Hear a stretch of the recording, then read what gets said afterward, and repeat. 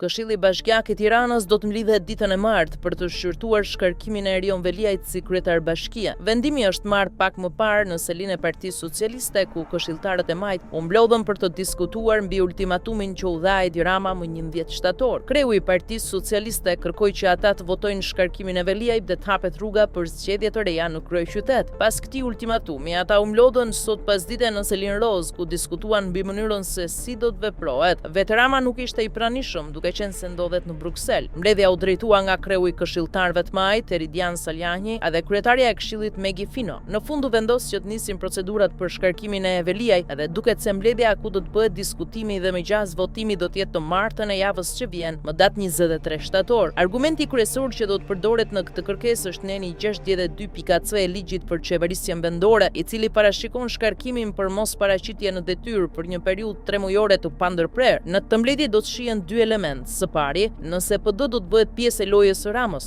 Vetë PD ka kërkuar shkarkimin e Veliajt, por nëse bashkon votat me PS-n, atëherë nuk ka më asnjë dyshim se kemi një aleancë fluide Rama Berisha. Së dyti do të shohim nëse të gjithë këshilltarët do t'i binden Ramës. Ka shumë emra që aty i ka futur Veliaj dhe të shohim nëse ata do t'i kthejnë kurrizin kryetarit. Këshilli ka 61 antar dhe PS ka 34 vota. Mjaftojnë 4 vota kundër dhe plani dështon, gjithmonë nëse opozita nuk merr pjesë. Por duket se ky vendim do të hap një luftë të re Rama Veliaj. Burime nga ekipi ligjor i kryebashkiakut në detyrë bëjnë të ditur se ata do t'i drejtohen kushtetueses në rast shkarkimi. Argumentet e tyre përqendrohen në faktin se Veliaj nuk mund të shkarkohet për sa kohë nuk ka një vendim të formës së prerë kundër tij dhe për sa kohë nuk është arrestuar në flagrancë duke kryer një krim në detyrë. Në momentin që bëhet ankesa, vendimi pezullohet. Derisa të marrë vendimin gjykata kushtetuese, vendimi i qeverisë është i pezulluar dhe nuk ka zgjedhje, pra bie plani i Ramës. Këshilli do ta shkarkojë Veliajin me argumentin se nuk ka shkuar në detyrë më shumë se 3 muaj, por ligji shprehet se ai duhet të thirret në këshill dhe të pyetet. A do ta zbatojë këshilli këtë dispozit duke qenë se ai ndodhet në qeli? Pra duket se me shkarkimin e Veliajt do të nisë një betejë fort juridike.